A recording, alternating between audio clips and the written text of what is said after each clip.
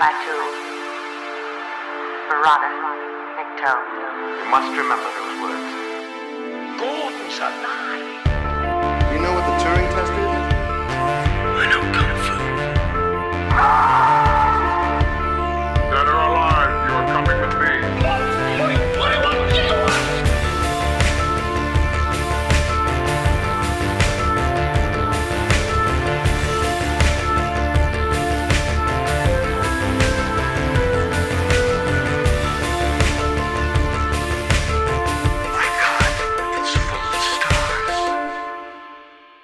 Ladies and gentlemen, welcome back to Stories Out of Time and Space. We're continuing our post-apocalyptic season, and we're going to be talking, a couple of episodes, we're going to be talking kind of vampires, I suppose.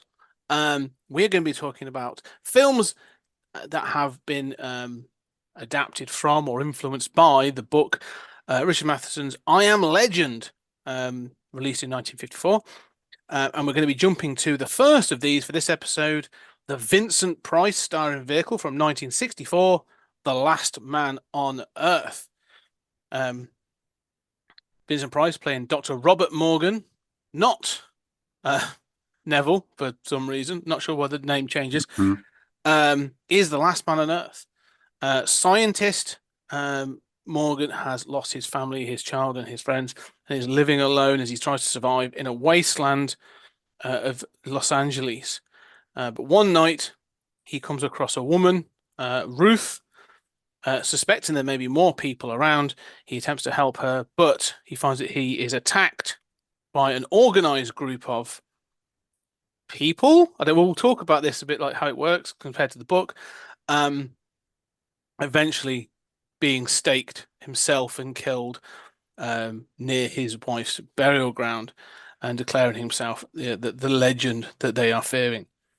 So, Julian, what were your thoughts then? Initial thoughts then on The Last Man on Earth? I don't hate this movie.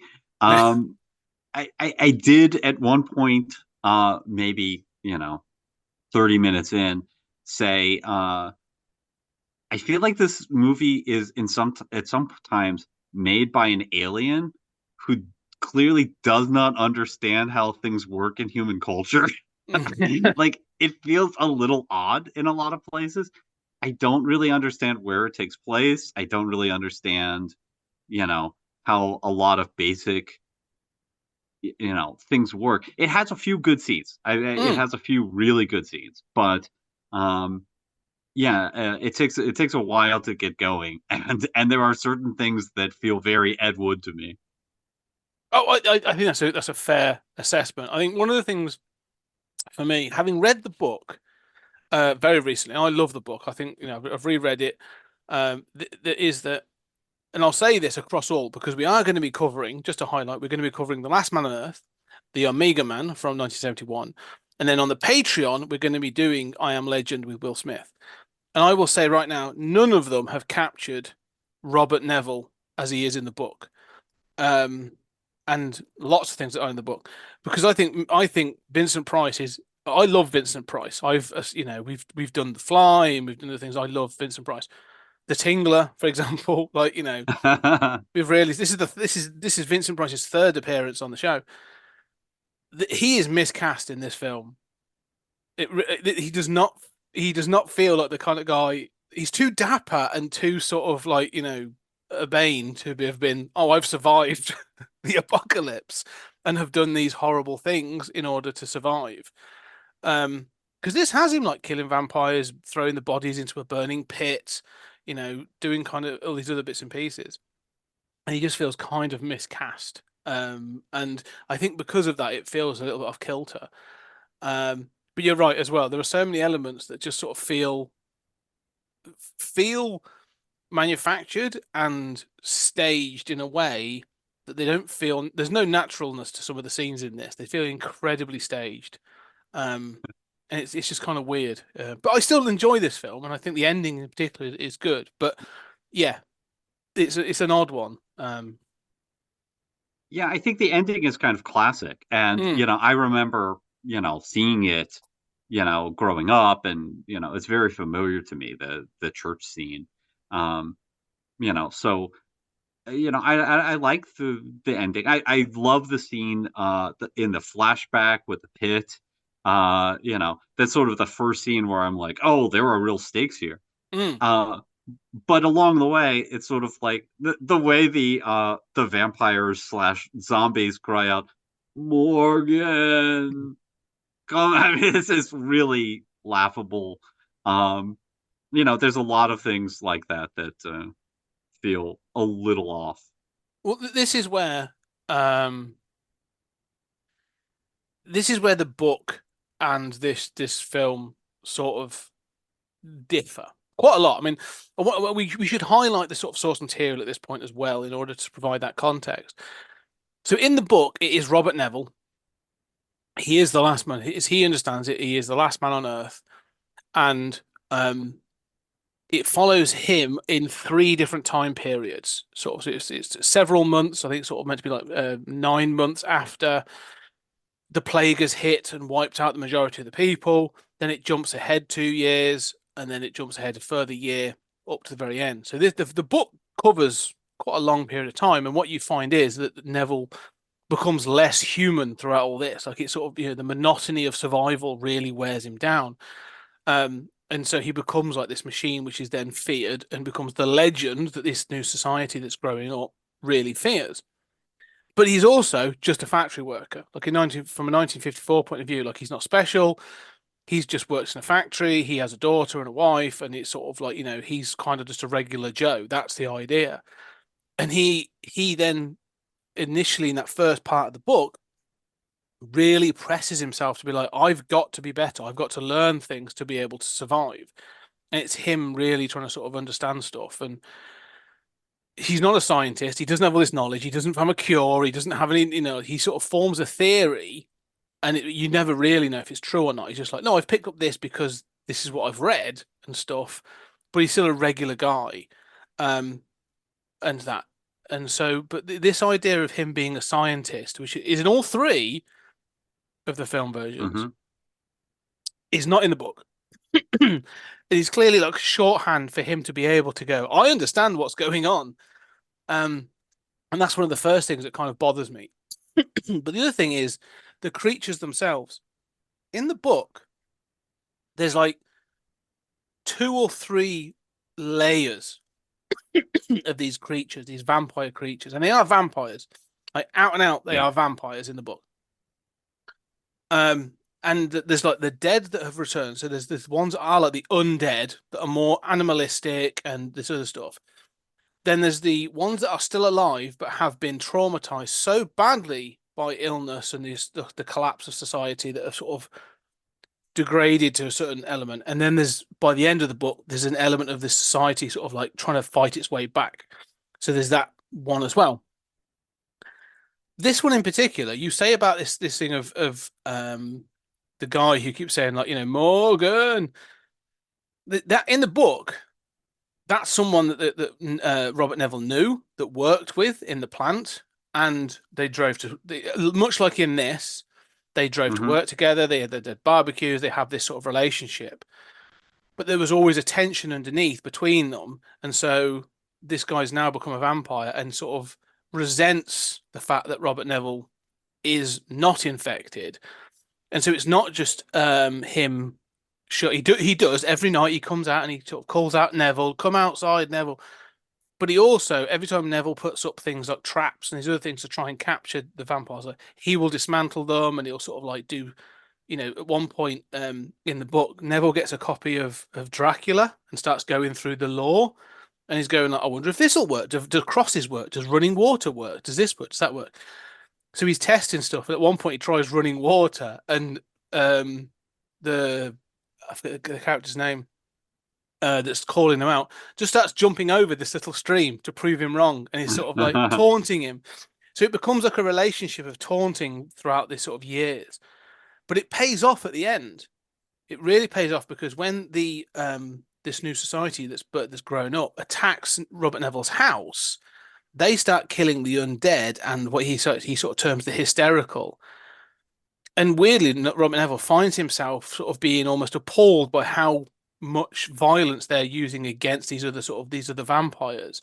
And he's upset when this guy that's been taunting him for years is killed, because he's like, well, that's my person. You know what I mean? It's sort of like, that was my job to do that, and we've had this sort of tit for tat for years.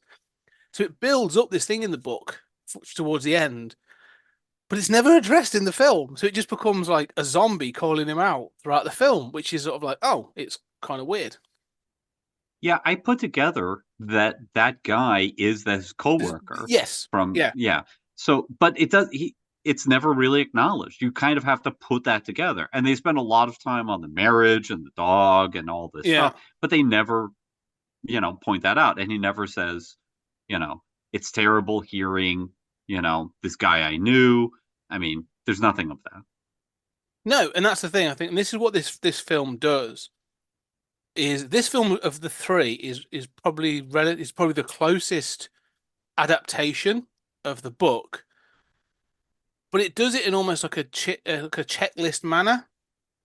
It's like, oh, there's a scene where he whittles down steaks, so we'll have Vincent Price Hmm. at a lathe, sort of making steaks.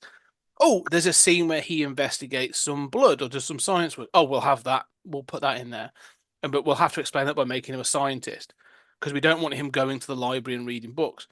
Oh, there's a scene where he takes a dog home in the book. Yeah. Okay, so we'll Right. have that in the film. Okay, then we'll have him then he meets the woman and all this other stuff, and it builds up to the end. But in the book, all that stuff builds because, like, him finding the dog is a really important moment, because he's like, oh, there's life still in the world. Like, the point is, like, he keeps finding these things, and it's kind of like it builds up to hope, and then the hope is dashed. That's kind of like the point in the book until the very end, when he sort of, like, he takes on this persona of being the monster himself. And the film kind of tries to do that a little bit, where it has like Hmm. Neville clearly going mad, but it's just ticking a box. It's like, oh, that happens in the book, so we'll put that in. But it doesn't really mean anything. They're not going to put any attention on it. They're never going to, like, really sort of give it the time to breathe that it needs.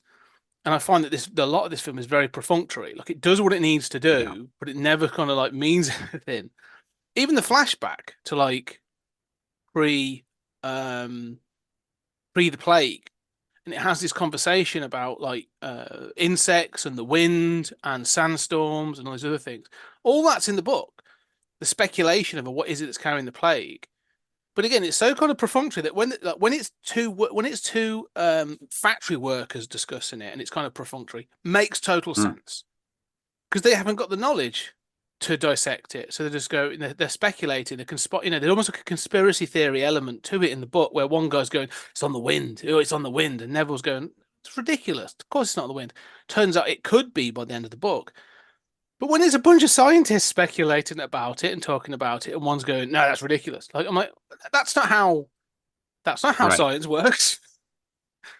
Yeah. No, that's a problem. Mm, And I agree with you about sort of how perfunctory it feels. mm, Um, you know, there's no sense of drama. yeah, I mean, it sort of feels like Morgan is just kind of walking through his life. yeah. Yeah, I mean, he basically learns his daughter's going to die, and his main concern is don't call the police.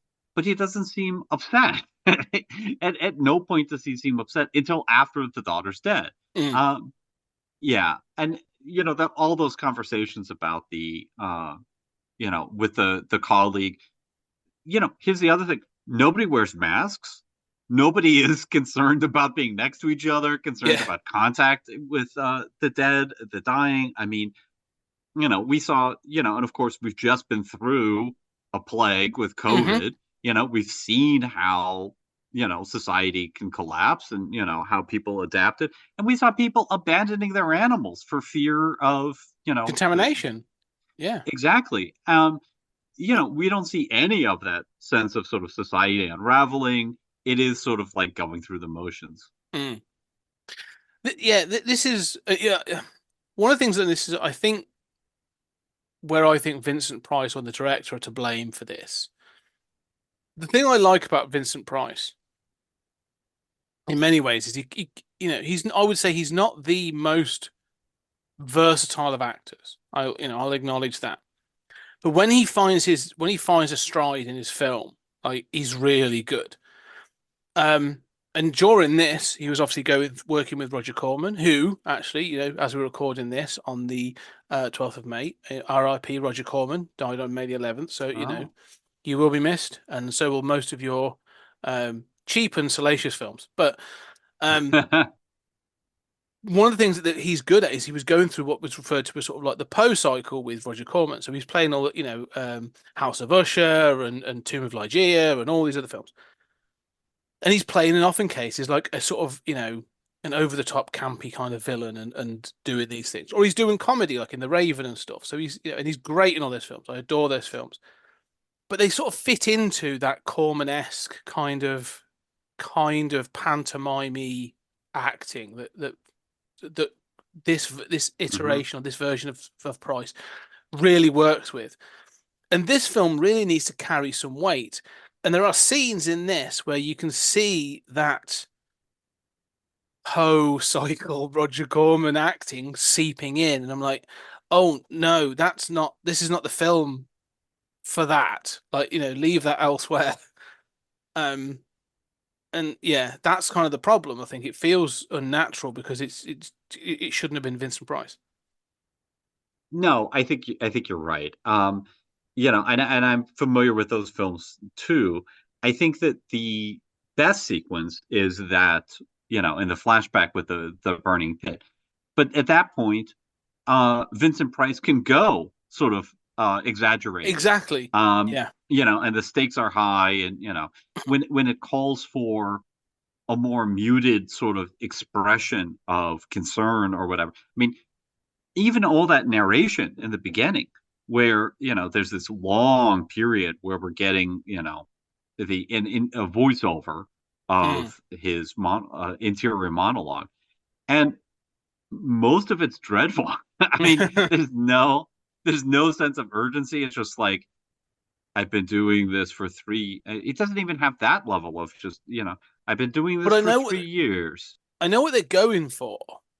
You know what I mean? They're sort of going for that um worn down, that monotony, is supposed to have been sort of, I've been doing this for so long, I don't know how to speak to people. There's no inflection because I'm just kind of the monotony of the work has made me that monotonous machine kind of thing. But you're right. It's also because you're opening the film with that, you don't have that context of that. And this is the thing with the book. Each of the films starts with that 3 year period. Like, oh, I've been doing this for so long that I've almost got insane myself. But the book starts like months after. So it's almost like The Walking Mhm. Dead. Sort of The Walking Dead doesn't show you the plague or doesn't show you the event, but you wake up with like Rick Grimes, and all of a sudden it's almost, it's 6 months or whatever after, and people are Mhm. dealing with the immediate aftermath. And then it gradually moves towards the sort of the new status quo. That's what the book does. That's where sort of the I Am Legend. That's one thing I like it so much. Is it starts with Neville sort of like looking for a cure. He's desperate to find. He's like, no, I can still save the world. We can still save things. Like, it's only just happened. Like, there are people about that are alive. They're vampires, but I can cure them. And it's that as the hope dies and the monotony sort of sets in, he becomes that monotonous kind of. And even at the end, when he meets Ruth, even in the book, he says, I don't know how to. I literally don't know how to talk to her. Mhm. Like, I haven't spoken to someone in 3 years. Like, I don't know how do I can't. I know the words to use, but I don't know what inflections to use and stuff. And it makes more sense. Yeah, in this, it starts with that, and you just think, oh, it's wooden acting. That just comes across really badly. Um, so yeah, there are choices, I think, to start a film. Um, Yeah, and it doesn't help that, I mean, sort of, there are weird choices throughout here. mm, And not to be nitpicky, but when one of those early scenes of illustrating that monotony you're talking about, Vincent Price goes to a calendar which has been written on the wall and mm, crossed out, and it's supposed to illustrate the 3 years. And he goes up and it's all filled with X's. and he writes like a 5. Yeah. And it's just like, oh, okay, all of that was made by somebody, the set designer, and Vincent Price doesn't duplicate it. Yeah. So, I mean, there's just a number of just like weird things like that. I mean, he talks about how he's killed, he's going block to block, and it seems to be some kind of city.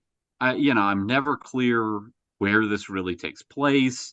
It's clearly, I mean, it's shot in Italy. It Mm. feels like that. Yeah. Um, but I don't, there's one pit where all the bodies are thrown in. It's like I don't know if this is a small town that also has a science center in it. I don't really understand. I mean, at least we've got bodies, unlike the Mm. last films we talked about. Um, but the streets are still empty. I do like the addition of some kind of gore or bodies, but I mean, there's just like a sort of like basic, how does the world function? How does a human being function that seems to be just missing here in a weird way? Um, I don't know. I mean, it feels like written and directed by people who have never been in the United States, let alone, uh, I mean, another thing that's weird is he talks in that monologue about how in all those years going block to block, he has killed like 6 vampires. Mm.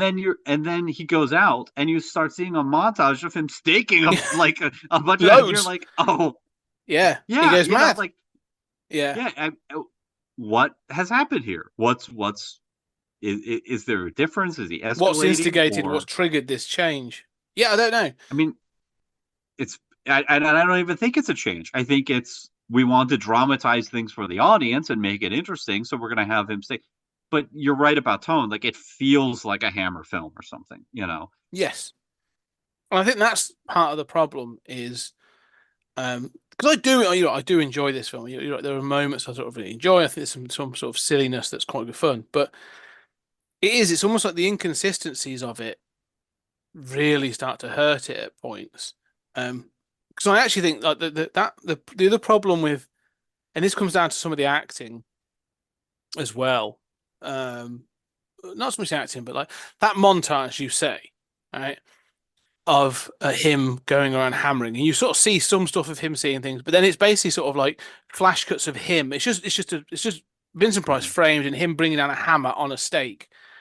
But the problem is he's clearly not hammering that stake into anything because it Yeah. sort of just disappears out of frame, and you're like, okay, like I don't want to see it going into someone, but at least like there'd be someone who saw that and gone, right, we just need him to sort of, can we give him something to physical to hit so it looks like it's hitting something to give Hmm. it some weight. And there's It's choices like very that. unconvincing. It is. Yeah. It's laughably silly is how it looks. Um and yeah, and there's some of the there's some of the things as well, like you said about this is designed to be 3 years later.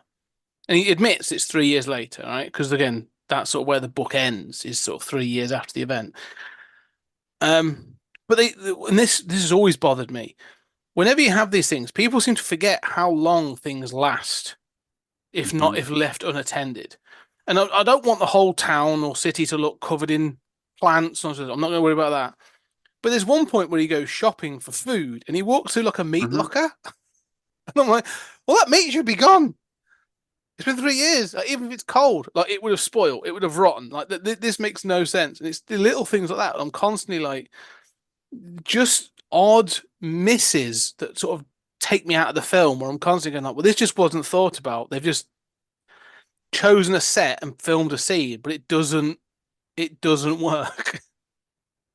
Yeah, I mean, the meat locker I can almost forgive, like, because the meat, like, it looks like they've at least tried. But, Mm, like, there's garlic in it. This is still functioning. I mean, it's a largely abandoned area. I mean, he's breaking in to get at this stuff, to get at the garlic. You know, I don't know. It's very strange and unconvincing. But then there mm, are basic like logical things that I don't understand. Like he goes to visit what is it, a cemetery, hmm and he falls asleep, right? mm, And because of the location they're using, he's going into like this enormous sort of stone structure that Yeah. has one entryway that has that iron an iron gate at it, and it's like a classic sort of crypt kind of vault. Mm. Um, and then he realizes he's fallen asleep and has to get home to his wooden house with tons of windows. And it's Yeah. like, close the fucking door, dude. Like, what? I don't I don't understand this. And he runs out and he, You could survive a almost night in dies this and all. place. Yeah. Oh, easily. This is probably a better place to relocate Yeah. from your house. Yeah. Yeah. No, I know what I mean. And that I have to admit that this again, it's done better in actually one of the films, but in the book when he gets caught out and it's late, it's a similar kind of situation. He is visiting a grave, but it's a grave. It's Mhm. in the open and he gets distracted and he realizes the time. He's like, oh crap, I'm in the open. That's the point. Um, but there's lots of things like that as well. Like you talk about his house in this as well, and he talks about why did he know or why did he think to do certain things. So he talks about the fact he burnt down the two houses either side of his house so that they couldn't get onto his roof. And you go, okay, but there's still trees around your house. Mhm. I could get onto your roof. It's not that hard. Mhm. Um, so yeah, there's Well, things left. what is it in the novel? So what does he hold up? Because I find this sort of suburban house utterly unconvincing. I mean, I like the sort of like penthouse urban environment of the other adaptations. Mm. You know, I don't know if it's a budgetary thing, but this Yeah, house that looks in the book, it's not as urbane as this. It's like a suburb. It's a detached house that he has basically sort of like built stuff around, but it's a bit more isolated than it is in either of the films. Like it's a bit more outside of the. Because the point is he's quite poor. The Robert Neville of the book is actually like he's in a factory worker. Like he's not right. hugely well to do. So his house is quite out in the sticks a little bit. That's sort of what's suggested. So he's able to defend it because he can build stuff up around it. And actually, what happens in the book when he meets Ruth at the end, the woman that he comes across, she makes this excuse of like, "Oh, my husband was killed and I've been on the run for a week." And he's like, "Well, where are you from?" And she says, "Inglewood." And he's like, "I've been to Inglewood. Like, how did you survive?" Literally, the questions you're asking. He's like, "How did you survive there? Like, how did you defend Mhm. that?" And she's like, "Oh, we boarded the house up." And he's going like, "Yeah, well, still this and still that." Like the reason he doesn't believe and he's suspicious of it for exactly the reasons you're saying. Where he's like, "I'm kind of isolated, and I can sort of, I've put all these measures in place of bits and pieces. He's got barbed wire up and he's got garlic up and all these other things. So in the book, it's much more about he realizes he's got, his house is much more of a fortress than suggested Mm. in this film at least. Yeah, he doesn't seem to have taken many precautions. I mean, he's got, the mirror up on the front door, but most of the windows are just totally unguarded. Yes. And of course, I know it's different from the novel that they're much more sort of zombie-like Hmm. here. Not very rapid or intelligent, but still, I mean, he doesn't seem to have many countermeasures in place. No. And again, if you're going to make him a scientist, that's fine, but he doesn't seem very smart about any of the things he's doing. Yeah. But again, that works if he's a regular Joe. Like if he's because Yeah. so the Robert Neville in the book, he's sort of just he's better at home defense and has like things set up. He talks about the mirrors and the garlic and crosses, but there's a whole thing there about why crosses don't always work. Like he experiments with crosses, and it's like it scares one away at one point, and he's like, "Oh, crosses work," and then it doesn't scare another one. So he ends up using a Torah against Ben Cortman, who's the guy who keeps calling him out, and you find out that Ben Cortman's Jewish. So he's repelled by the Torah rather than the cross. So he's like, "Oh, that's got to be based on Like it's a psychological thing. Like, he's done all this experimentation when he makes theories, but they're not hugely scientific. So when he starts trying to do science stuff, it's clunky. It's sort of, it's patchwork of things. And that's fine for someone when you realize that they're not used to this kind of thing. If being a scientist is their job, it should really be much more methodical and, based on things. Or at least that we should acknowledge that he tried that for a period and it didn't work. Like Mhm. there has to be something, but that doesn't really come across that in this film. Yeah, basically what he needs are those Unity bumper stickers with, Mm. all the, a Star of David and a cross and, Yeah. everything else. Yeah. Put those up on your doors and they'll protect you. Yeah. I mean this was done. This idea again was done quite well in the film The Mummy from 1999, Mm.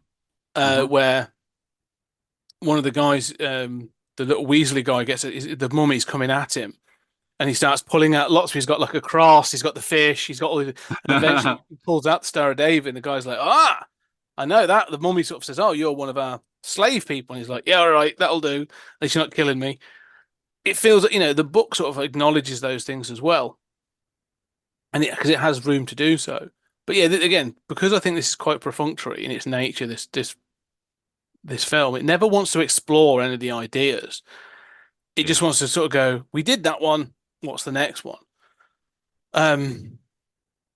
So yeah, even the whole dog thing seems like an absolute waste of time in this film. Yeah, let's jump to the dog thing because okay, so he sees the dog, he, manages to take the dog. The dog is clearly somebody's pet, right? Yeah. I mean the acting extent problems here extend to the dog. Um and then he washes up the dog and has the dog and he sort of thinks about it. The dog sneezes or something and he sees the bacteria is on his hand from okay. Mm. And so his response to that is to get a steak. Okay, so he laughs, and seeing Vincent Price laugh for no reason is painful at multiple points in this film. But then the next thing you see, he's burying the dog, and the dog is sort of in a shroud with a stake stuck in it, Yeah. and you're like, oh right, he straight up murdered this dog, and then it becomes clear to me, right, the dog's been exposed to the plague from day one. Mm. Like you know this, right? It's certainly sniffed, if not tried to eat corpses. Okay, so it has clearly survived exposed to this bacteria. It is also immune. And you have straight up murdered the dog. You just killed the dog for no reason. Yeah. I Again, don't understand that. no, doesn't even try experimentation. Doesn't say, "Oh, could I save the dog? Could I do this? Could I take a blood sample?" Nothing. Yeah. Um. In the book, it's shown. It's presented as again a hope of humanity. Like, oh, I can have a companion. I can have something.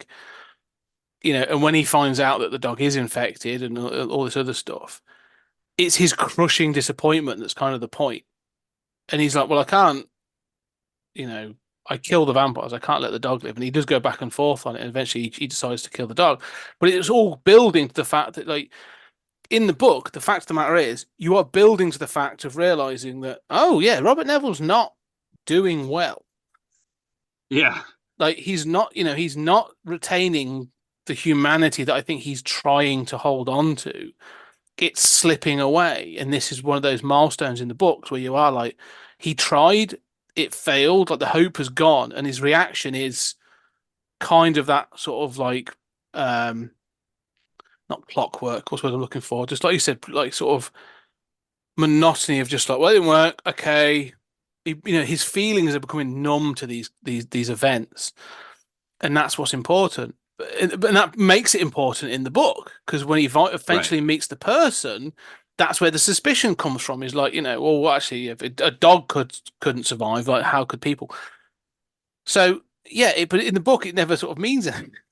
Just doesn't kind of get there. So yeah, it was in the book, so it's got to be in the film. That seems to be as Yeah. far as it'll go. Yeah, and it's in the other adaptations too. Can we talk about the flashback? Yes. So I mean, the flashback is mostly um, not great. I mean, the child, the daughter is one of the worst child actors I've ever seen. She's supposed to be blind, and she's clearly staring at the people in the room, you know, saying she's blind. And then they have That is another one of my shot where favorite she's moments, not. where But her arms are just sort of like gently flailing around. She's like, "I've gone blind. I've gone blind." Someone just uh, someone show this child what they want them to do. This director's not. yes, and then they cut a scene where she is overdoing it, but it's not Yeah. consistent with what you just Yeah. had before. He goes to work. Nobody's coming in. Nobody's taking precautions from infection. I am very confused.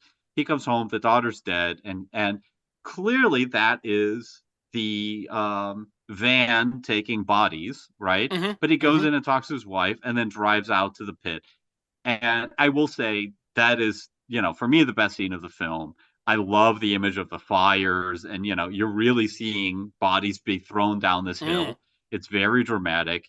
He, rushes in, and for the first time, you have some sense of the weight of this thing, as that cop says, "My daughters die too." Yeah. Like, you're That not bit's alone great. in this. Yeah, Yeah. and that was like, oh, that's one of those like Walking Dead moments where it's like, oh, this is bad. Yeah.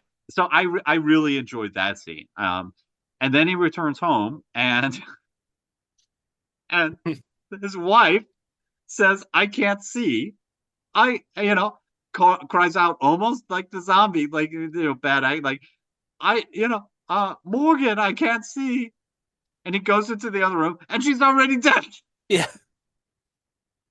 Yeah. His daughter lasted weeks, but his wife's gonna die instantly. Yeah, just instantly. Yeah. Doesn't, so he buries her, and then, she revives. He doesn't know that they come back from the dead, Hmm. right? So, and then, you know, they cut, as she approaches him, and I assume that he has killed her, and this is like the first time that he's staked somebody, and it was his wife, right? But they don't show any of that. No.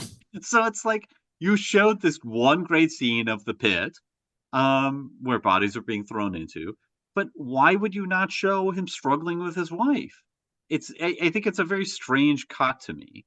Um, No, and it should be like they said. This again should be that thing of like one of the, it should be grief stricken. Like he should really be fighting this. It feels like there's so much here that could be done that isn't because they're a bit like, oh no, what we wanted to show was the zombie wife coming to the door. That's what we wanted to show. We've done that, so we can move back to the present kind of thing. Like, we're done with that. Yeah, it's just I don't know. So many choices are made in this film, and it's the film's not long. I mean, the film's like what an hour and a half. It's like you could be spending, yeah. you could have easily spent an extra 5, 10 minutes on things to give it a bit more room for things. Yeah. Um. Again, in the book, like it's a big deal. Like you learn about this later on. In this flashback, you sort of because the flashback's in the book, just so you know. Yeah. And there is this flashback, and this moment of his wife coming back is like really traumatizing to him because he's sort of like, I've seen what's happening with these other things. I'm not sure what to do with it. So as you say, it's the first one he has to put down, and it really sort of like stays with him. So, but in the film, it just cuts away to it, and it comes back, and he's still wearing ironed trousers and a shirt, and he's all fine, and 3 years later, like it's just yeah. Yeah, it's an odd choice. I mean, Mm. you mentioned his clothing. The clothing is another issue that I Yeah. have. Yeah. I don't mind the zombies slash vampires still wearing suits or whatever. They've thrown a little mud on them. But can you please just unbutton the jackets? Yeah. I mean, you've been walking around with a buttoned jacket for 3 years. There's a lot of stuff like that. Not to mention just continuity errors between shots. Yeah. Um, that one where he's driving. I think it's where he's driving to the pit, and every shot is night then day, then night Yeah, then day, yeah. then night then day. Oh, this Yeah. feels like a very cheap production. I mean, yeah, consistently. There are moments where you are like, oh, this was an inserted shot because they forgot to do it the previous day or something like that. Yeah, there's bits like that. I don't know. Yeah, it's one of those interesting things of I when I'm watching this film, I can watch this as like a B movie, a Vincent Price B movie film, but Mhm. it's not a good Vincent Price B movie. There are much better ones um, that he's done around this era and into the 70s.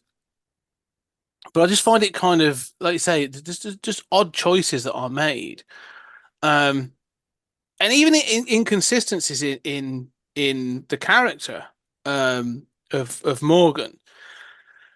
So they have like a time when he hears all the sort of the moaning and the Morgan come out and all sort of stuff, and he sort of he breaks down into like hysterical laughter, doesn't he? Like he sort of has a moment of hysteria, which is all well and good, and I get the sort of point. You're trying to show this to the character, but it doesn't really go anywhere.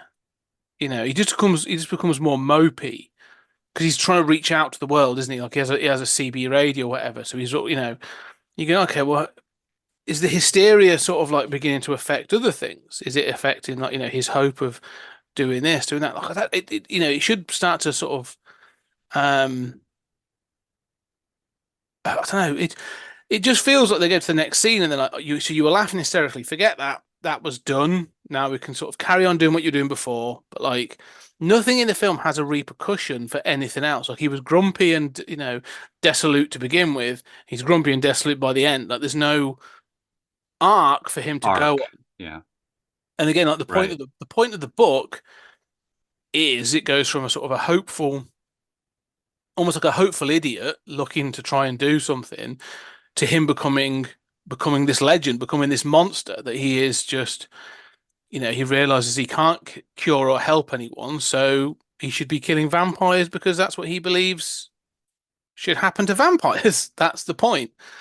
Um, and so yeah, so that flashback again, like in the book, he is um let's just call him like a red-blooded American. He's sort of like, Hmm. look, the government's sorting this out. It's not our problem.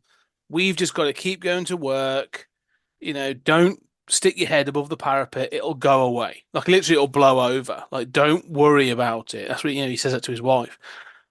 And when his daughter does get sick in the book, again, he's like, look, don't tell anyone. We can't get involved. It's all very sort of, um, that's the idea. Like he's just a regular Joe. Like he doesn't want to get involved. He doesn't want to get above his station or whatever. And so you have these moments, but again, like the character never changes in this film. Even when you go back to the flashbacks, it's just sort of like we've now put him in a cleaner suit, and he's still going to be, you know, he's going to be more dapper, or dandyish Vincent Price, but like no real changes coming about. So, um, yeah, I don't know. It just feels oddly put together. This film does. Um, Yeah, it's like, I mean, he clearly is not aware of that art, right? He's taken the finished position. And like you say in the flashbacks, he's still cold and distant. yeah, Um, I mean, there's no and sense of annoyed with love his between wife. him and his No, wife. I was going to say like, yeah, Yeah, he's consistently annoyed with his wife throughout. So, the fact that she comes back, I think of because I think there is a comparison to be made between this and like The Walking Dead in all the iterations. And you think of Morgan, and I wondered if Morgan, it got the character of Morgan in The Walking Dead when Rick Grimes first uh, comes across him in season one.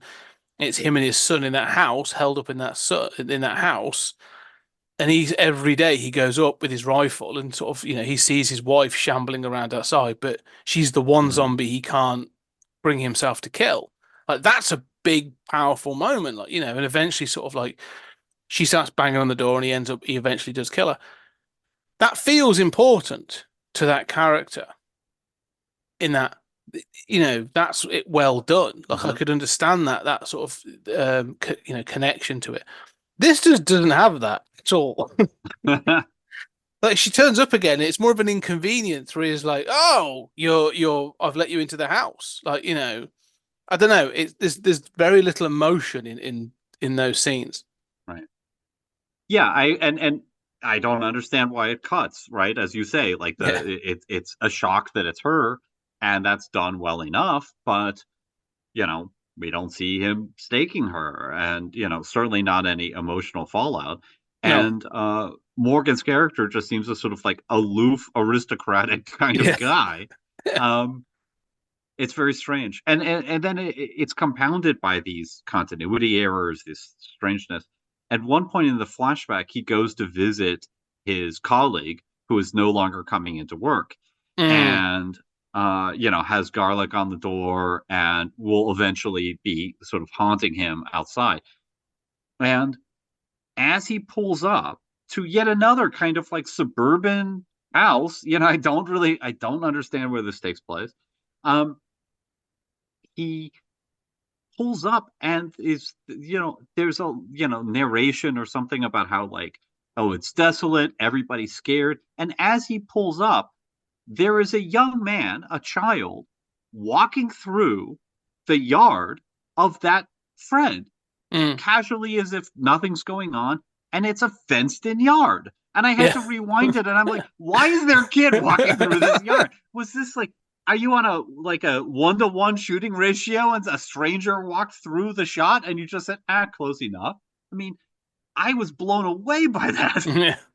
That's what you said about Ed Wood. That's like Roger Corman-esque as well, isn't it? Where they're just sort of Yeah, like, cut, print, we're off. That's good. We're all done on that front. Um, yeah. No, I think that there's several shots that look like that where um even when they're in the park when he sees Ruth for some or or when he's chasing down the dog, there's several scenes where like, yes. Vincent Price is running in and it sort of looks disconnected from previous scenes or it never quite, it's the kind of thing where you go, okay, you're doing well, but can we do that one more time? Can we just go one more time? Because you do look at some of these takes where he's running and you sort of go, okay, that's not looking great. Like we'll I go was one going more to bring shot. that up, Yeah. especially as he chases Ruth. And Ruth is obviously so much more live than Vincent Yeah. Price. And Vincent Price is sort of, you feel bad for him. Like, this is hurting Vincent Price to run like this. Um, and I'm like, how does he catch her? She sort of just stops and Yeah. lets him catch him. Um, so yeah, shots of Vincent Price Yeah. Should highlight moving. he's in his 50s at this point. Yeah. So and not like a modern in his 50s. This is a Yeah. 1964 in his 50s. So this is a different kind of aging process. And she's not. I think, let's have a quick look at it. She was born in 36. So she's literally sort of like 30 years younger than him or 20 years younger than him. So she's in her 30s. So yeah, this is a different kind of thing. And it looks awkward and it looks shambolic and it kind of looks clunky throughout and but not in that way that we've often sort of said. We've said there's been fight scenes when, you know, not so much badly choreographed, but like clunkily choreographed. Looks Yeah. good because it looks more realistic. It adds that sort of element of realism. This just looks badly done. It's sort of like, oh, we're going to roll around and we're going to, he fights off zombies at one point, and it's sort of, I'm never entirely convinced that he's pushing them away. It constantly feels like they're just not grabbing at him. Yes. Um, No, that's true. and so And yeah, you and I we're willing to overlook a lot of this stuff. yeah, I oh certainly yeah, am, but I'm willing to overlook it, even logical problems and everything else. I don't really care about mistakes in cinema or embarrassing shots or whatever. If I understand what the point is, if I yeah. understand the heart of the movie and the heart of the character and the core concept, um, and this just feels like it's going through the motions, as you say, like it's sort of adapting the novel, but it's hitting these beats, but it doesn't have an emotional core. Well, I don't even sure. I'm not sure if they read the novel. I mean, they were sort of like it's like the clip notes in the Cliff Notes kind of version, where it's like this happens in the book and then this happens in the book. So I mean, like Richard Matheson contributed to the script of this, Mm. and then stepped away because he was so dissatisfied with what they were doing with it. So he wasn't happy either. But this shows in the end, and I think this is something I'm going to come across with all of these adaptations, is the character of Ruth. Yeah. This version of Ruth. So in this, he comes across, he sees her, much like he does in the book, he sees her across a park and starts running after her and wailing his arms and all this other stuff. And he's like, hey, and she runs away. Finally, he catches her and takes her home, and they have some conversation and this sort of thing. But she's always scared of him. She's consistently scared of him, and he wants to sort of test her and do all this other stuff. And then eventually, she sort of gets away. Well, no, I just think she doesn't get away. Like it kind of keeps building up to she's trying to escape, or like they have this fight and all this other stuff. But then it builds to the very end, doesn't it? That's when the attack comes on his house. Well, so yeah, so just for the listeners, he realizes that she's still sensitive to garlic, right? She could look at herself in the mirror, but she's still sensitive to garlic. And he knows something's up and she's infected, right? Whether the symptoms have shown or not. And he catches her injecting herself with something. And she then explains, I am infected, I'm fully infected, but there's a community and we've had this solution for a long time. This keeps us not 100% free, but basically able to function and build a society. And you've been killing a lot of us. Yeah. Including people we know. And, I'm not sure how well that's dramatized, but we don't really see him staking anybody anyway, so it doesn't really matter.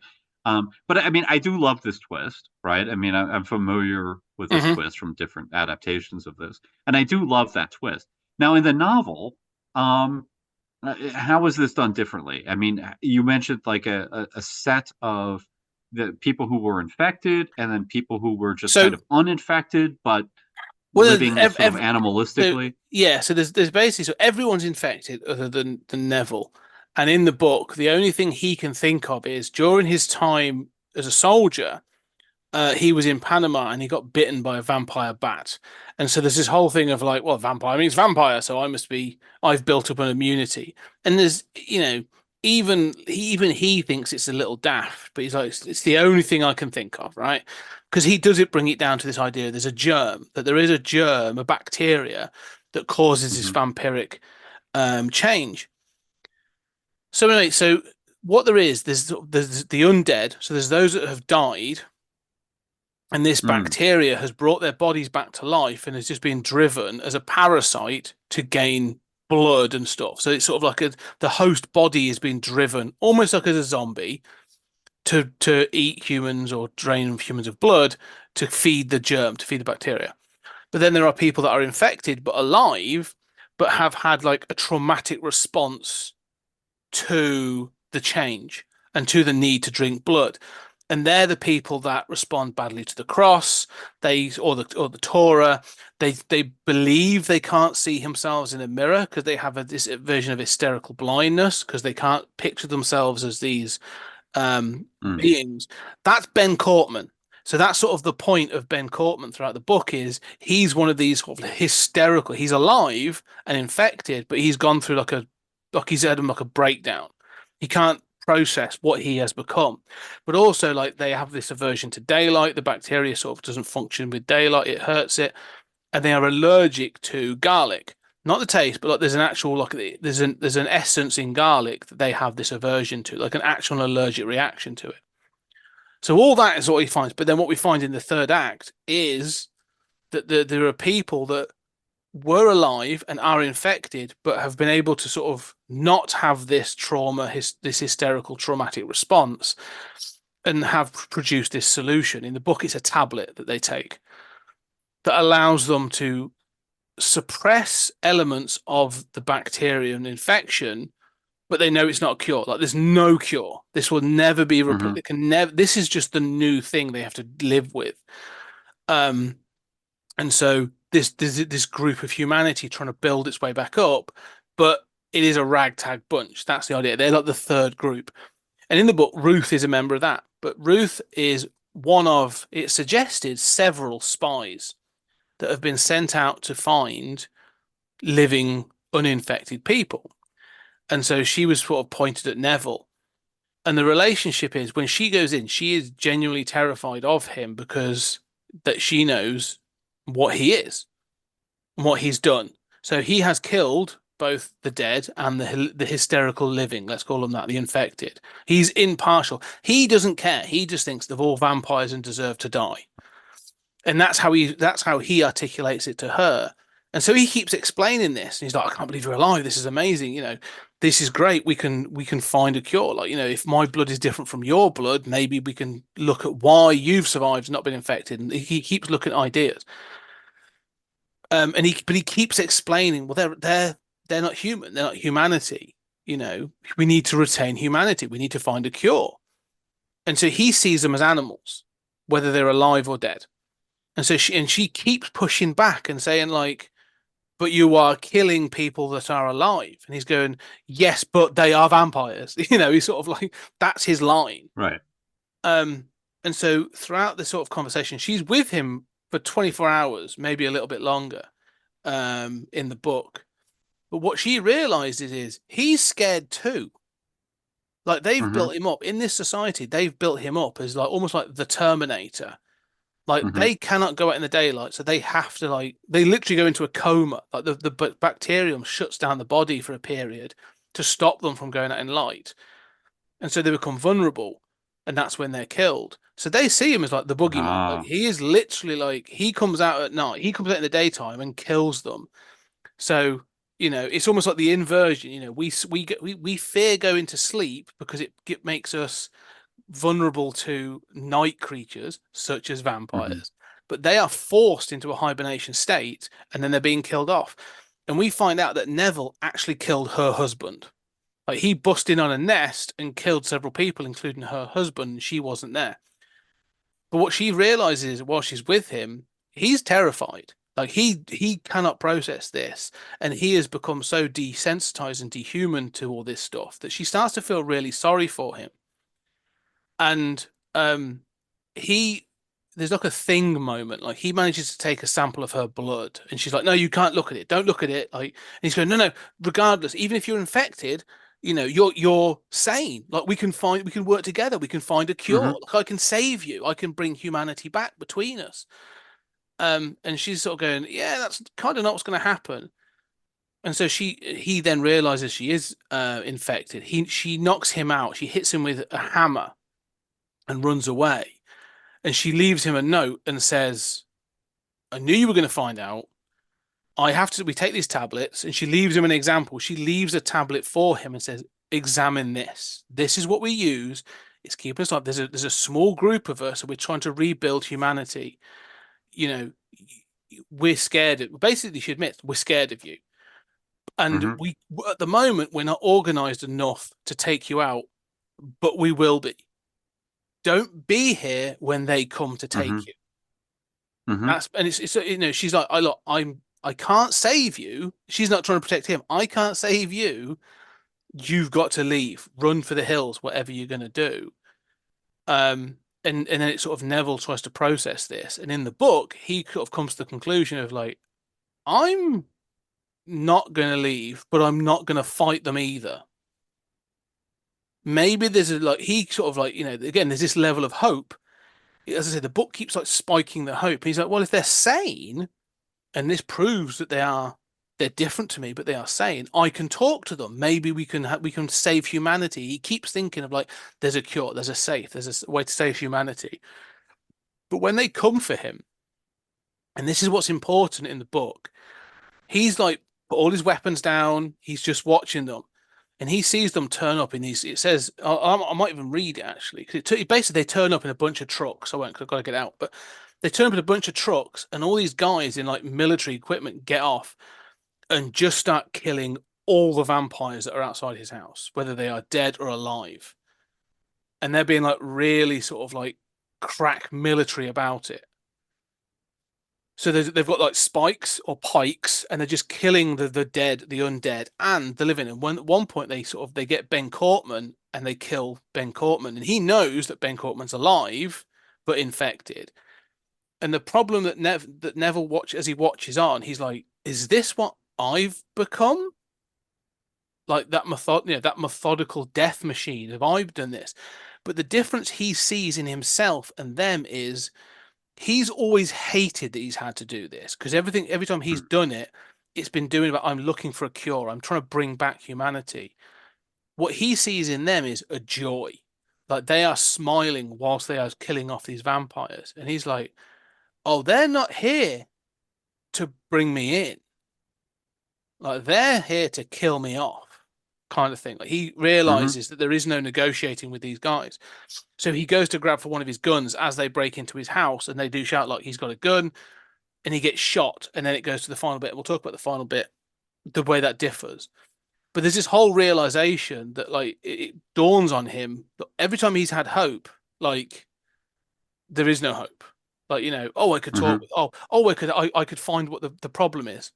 I found what the problem is. I can't deal with it. But there might be a cure. When I find the dog, there is no cure, and it keeps sort of like pulling and pulling and pulling away from him. But he keeps going on this sort of thing of kill the vampires, kill the vampires. But he does it almost out of. We talked about this with Mad Max when we talked about those. This idea of letting go of the old world. Mm-hmm.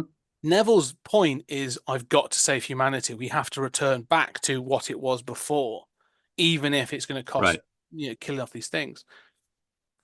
But when he meets this new society of vampires, they're like, no, there's no going back. Yeah. It doesn't work. We've adapted. We've Right. adapted. We've We're adapted. something else. Right. Exactly. Like, Yeah. and that's where, well, I will explain. So at the end of the book, he gets taken to a prison and he's injured and he's wounded and he meets Ruth again. She comes to his cell and she's like, and again, it's sometime later. Like, again, there's a gap between her running away and leaving that note is of a period of about 9 months, and him being taken. And she comes in and she's like, I told you to run. Like, I Mm-hmm. gave you an out and you chose not to take it. That's fine. But like, we've grown up and we've done this and we've become like this. We're still like a ragtag bunch, but we're growing in a society. And he calls out their violence and stuff. And he says, yeah, you know, but what you're describing is any new born society. Like we're trying to sort of get a foothold in on how all Mm-hmm. this works. And she defends it. She starts defending the sort of the joy that the military vampires took in killing everybody else. And she says like, well, that kind of thing happens. You can't say it didn't happen when we were human. And he's like, yeah, okay, you make a good point, but that's the point. And then she says like, we've killed others, and there's an acknowledgement of at one point he wasn't the last uninfected human, but he is Yeah. now. I'm confused by this. Right. So I mean, first of all, let me just say this makes a lot more sense than what's presented in the Oh film. yeah, yeah, Um, it is kind of interestingly implicit in the film, right? Because there is the wife that comes back yeah. versus people who haven't died, right? But we're not shown that there's really a difference, right? All No, we see are just kind of people who were infected. If they are died, they're just as much zombies as everybody else. They yeah. seem just as much affected by everything as everybody else. Um, so really, those first two groups are elided together. Um, so it's just kind of like a gimmick that it brings Mm, back the dead, right? Like it yeah. doesn't really add anything. Um, and so the other thing that's curious about that to me is that it has to do with this violence Mm, that in the film when the Roos group shows up and attacks, they also are fairly military. They have these spikes and they're just killing everybody around. And I think it feels more like a continuity error, right? In a movie filled with yeah. continuity errors, where it feels like, wait a minute, weren't they mad that he was being violent and that he was killing him? The coma thing would help explain that a lot more, which is never mentioned No. here. But that would help explain how he could kill somebody and not know that they were rational. Mm, Um, because they were in a coma. Okay, so that makes a lot more sense. Here, when they show up and they're violent and they're murdering all these, undead, or I guess they're alive and infected. Um, it just feels like, well, they objected to his violence, and now they're committing massive violence. Um, it feels more like a continuity error. In your version, why are they even mad at him if they're going out and they're killing the people who are alive? I mean, I So know what you're saying, that society is violent and they're getting a yeah, foothold. That is rational, but so in this conversation at the end between Neville and Ruth, that sort of is the crux of this thing. And she says, "Well, we're more like a revolutionary group, and what we've got to do is we've got to wheedle out the basically like we've got to sort of have the wheat from the chaff, and we've realized that we've been doing our own testing." An examination of the undead are unsavable. You've got to get rid of them. They will attack almost anything for the germ to survive. So they have to go. But we've tried. She'll sort of, again, it's not fully explained, but they kind of it's suggested more than anything is they've tried to save other people, and they know that some people are just unsavable. They might be alive, but there's no even with the tablet, like they won't be psychologically able to bring them back. Um, but this thing of like she sort of has an apologetic sort of nature about she's sort of like, yeah, look, she's almost like an apologist for what's happened. Do you know what I mean? Like he's like, yeah. you're no better than me in this point. She's like, yeah, but we are because of this and that. And the point is, and this is the kind of point of all this violence is it's a revolutionary group and it's sort of no better. That sort of like who is the question at the end of the book is who are the monsters or who is Mm-hmm. the monster? And Neville knows he's dying. He's been shot. He's bleeding out. He's been sort of, he's bandaged up, but he knows he's dying.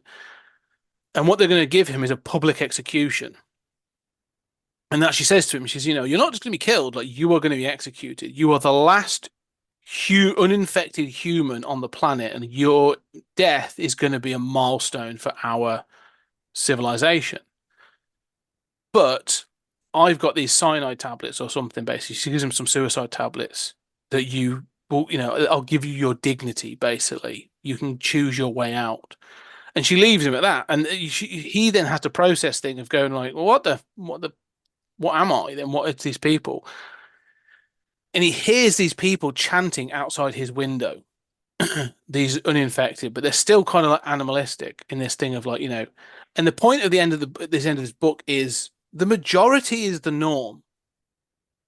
He's now the outlier. Like he's this thing. I am Right. legend is like the reason I am the legend is because I've become the boogeyman. Like, I'm the thing that like almost like I'm Mm-hmm. do as you're told, or Robert Neville will come and get you when you're in your coma. Kind of Right. that's sort of what Yeah. it is. But more than that is like that level that humanity that I was trying to bring back. Yeah, that's gone. Like whatever it is the germ, whatever this thing that we are now, this vampiric creation, it's something different, and I don't understand it. But it's the norm. That's now the majority, and that kind of where the book leaves it is like it doesn't want to. It doesn't need to explain it. It's just I don't understand this new society, but it's not humanity in what form it was before.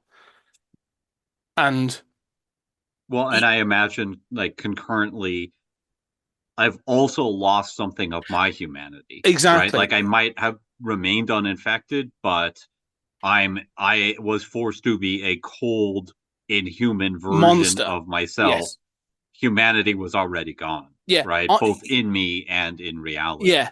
I never thought that there was a rational version of these monsters. Like I never tried to sort of Hmm. relate to them. I just killed them. I just made the assumption, you know.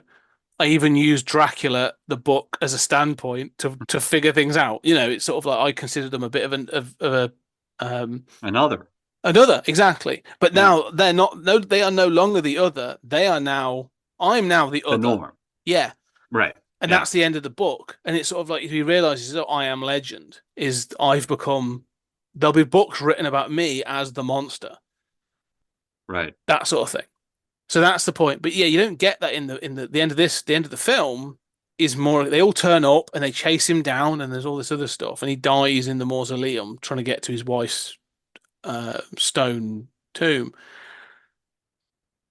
But yeah, but people turn up with like babies and like in dress, and they all go to the church. And this is the problem. I think it's a nice ending, and it's good that he dies. He gets Yeah. stabbed with a spear, and fine, that's all good, and I like that. But there's no like contemplation from Morgan, is there? Hmm. Morgan's not like, oh, like I'm the monster. They just I'm the have bad guy. I'm the bad guy. One line. I get it. I'm the bad guy. Right. Yeah, but it's almost like a sneering line, isn't it? Oh, I get it. I'm the bad guy No, here. he doesn't even say that. Right. I mean, Yeah. But yeah, that's what I'm saying. Like, it's not like it's yeah. when he gets the film wants him to remain heroic. Hmm. And the problem, this is we're going to come across this again and again with the adaptation of this book Right. is the point of this is, that Neville's not heroic. Like, it Right. starts that That's way. right. He turns out like, he starts out like Rick Grimes, but he could have ended up like um the governor Yeah. or one of those other what's the guy with the Well, and let's baseball be bat that clear. Rick Grimes is a terrible human being, in a exactly, lot but of that's the ways. point. Yeah, but exactly, Uh, that's the point, isn't right. it? Like the loss of humanity as you go, like that's kind of what they're going for. Yeah. The ending here, while the final scene in the church is sort of enjoyable, I was also confused as you were by these women who suddenly show up Yeah, with babies. Like, where do they yeah. come from? I don't- Um, and then this whole fight with guns and all of this, and he raids this police station's armory, which seems to be mostly filled with tear gas or smoke grenades, Mhm. which he then uses in a not very effective fashion, Yeah, as he runs. Um, yeah, so I mean, there are good things about it. I like that he dies too, but you're right that it doesn't have that same sense of I'm the bad guy. Now, my question for you is, what can you attribute this to? Is this the sort of like, I mean, Hollywoodization? Is this a sort of like turning a book? And let's remind people, it's written by Richard Matheson. We've talked about the Twilight Zone. He worked mm. on the Twilight Zone. The idea of otherness and how you understand whether you're a good guy or a bad guy, and the horrors you've done in war, the understanding who constitutes the other. There were plenty of Twilight Zone episodes that were willing to have the protagonist not Mm. actually be the good guy, right? Or to complicate that. Yet somehow in a movie version, that is apparently unthinkable, even across There's decades. yeah, there's a difference though, and this is where I think um, and this may be one of the interesting conversations. Is about the investment that is put into films. I there's an interesting there's when I in Arnold Schwarzenegger's biography, there's an interesting sort of conversation he has about or he puts forward about his career. And obviously he Mhm. started out, doing like the main one of the big films was obviously Conan the Barbarian, and then The Terminator was the real sort of like, got him out there and stuff. And he was determined to always be the good guy after that. He's like, okay, well, I've done bad guys. I've done, that was it for the Terminator. Can't do that again. Which is why he almost didn't sign on to Terminator 2. But in his later life, he sort of highlighted, he has looked back and said how limiting actually that really was. But again, it's a Hollywood thing of if you're portrayed as a bad guy, like you don't want to get stereotyped as or typecast, I should say, as the bad guy. Vincent Price doesn't have that because he plays the bad guy in a bunch of other films. Right. He's played Very good villains point. he's played villains a number of times, so that shouldn't be a problem. But I do think that there is this idea of the last man on Earth um, being having to be a noble character, the last remnant of humanity. In the people, if people are going to watch this as a movie, it needs to almost be, it needs to be a tragic ending in the sense of like this noble character has been killed and lost. It's it's a sad ending, which I don't know, but it's kind of like that's what it seems to be like that we can't have him become the villain in a movie because we spent too much money. Like we need people to come and see this, and you're coming to see a Vincent Price picture, but it's going to be this. I don't know. If that's my standpoint, is that people would have been worried about or are people going to be put off if we're going to make him to be the baddie in this way? He's the last human alive. If the last human alive is a piece of shit, then do we have a problem? I think we're better at that. We've talked about Rick Grimes and The Walking Dead being a good example of. I think we've moved past that. But I think in 1964, I think that would have still been, and we'll talk about the 70s version as well. But I think that was more of a problem for them that you can do that in books. You can't do. Mhm. You couldn't yet do that in movies. You could do it on TV. You've said like 64. The Twilight Zone's done it a number of times up to this point, successfully in many cases. So yeah, I don't know. It's an interesting one. Yeah, I mean, it's funny, obviously this is a sort of low budget production. Mm, It's trying to make money, right? mm, mm. And I could see how they would say, all right, well, you know, it's going to be more commercial if it's tragic, right? Yes. At the end. Um, but then we talked about On the Beach, which is like so non-commercial, right? Yeah. And it's like there's no bowing to, I mean, they only bowing to commerciality is like not showing corpses, right? And more censorship issues. But It was, yeah, I, I but mean, remember, that wasn't a huge success. that is true. Yeah, that is true. And I think that's a big point is people come for, and I think this becomes more of a point. I think this is going to be, I'll be interested, as we move forward to the next version, the Omega Man with Charlton Heston, and then for Patreon, we're obviously going to cover I Am Legend with Will Smith. Hmm. Consider, I don't know, we interested, especially with the Will Smith version, the desire or the willingness to be seen as the bad guy Yep. Yeah. is a troubling factor. Well, and I know what you're saying about, people not wanting to be typecast, right? Hmm. In the old days, like in Once Upon a Time in Hollywood, right? It's like, okay, well, he's a heavy, right? He's the guy who you beat up in a Western. Mm. Um, and Schwarzenegger was responding to that history, Yes, right? exactly. I think that and he was, popular in a time where, for example, if you were a superhero, you were that guy forever, right? Yeah. Now we're a little more flexible. Um, and people even go to TV versus movies. In the old days, that was not the case. Mm-mm. Um, but yeah, I mean, it is sort of disturbing to me the need to have everybody be a good guy, the need to sort of offer this, you know, optimistic kind of ending in a way. Like the last man on earth isn't an asshole, right? He Exactly. tried to do right. Maybe It, he misunderstood, but yeah. And I think that's, we'll get to that with the next one as well. But I think mm, you're right. I think that's the problem is, the adaptation, a true adaptation of the book. And we should highlight the book's not very big. The book's like less yeah, than 200 pages, for the version I've got. But um, there's a lot of conversation that goes on that I think, if you were to do as a true adaptation, and you were to do it as a TV series, you could really depict that decline over time, and you could pad out things, and you'd have material that's sort of alluded to and spoken about. So you're not just told things; you are going to be shown things, about how he's failed to sort of find a cure, and you know, brought himself up through reading books on biochemistry and all this other stuff. That would be much more interesting. So yeah, I think um, this just sort of passes a lot of that stuff over. Um, so I think we've come to yeah. any final thoughts then for the Last Man on Earth? Well, I would just say that I'm familiar with that twist, Mm, of what I Am Legend, the title means. And I really enjoy it. I really love that twist. Um, and one of the things that you know, we've talked about this, but that I really hate about a lot of zombie movies, especially in recent years, is this kind of conservative mentality, right? That these are okay to kill, right? It's okay to yeah, kill en masse. They're the other. There's no saving them. They're hopeless. Um, and occasionally this gets subverted with something like Warm Bodies.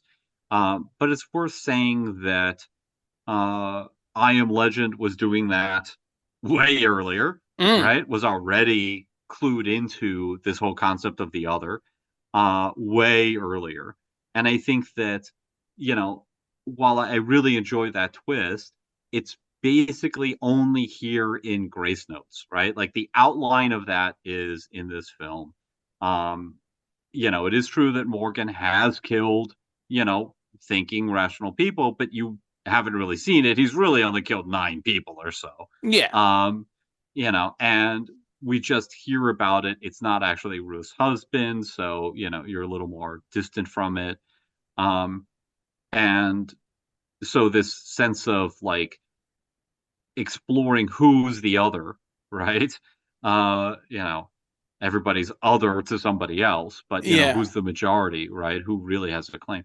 All of that nuance is kind of lost, and that Yeah. is what I really love about that story. So, praise to Matheson, Mm. and this isn't a bad movie, but it's it has a couple good scenes. It's It, it you know no, I'm the same. I agree. I think there's some moments that are good, but having read the book and enjoyed that immensely, as you say, it's the nuances that sort of get lost, and it's unfortunately like, oh yeah, no, there's a really good version of this to be made, and this isn't it. And I also hold the fact that for all the times I like Vincent Price, and I'm a big Vinny P fan.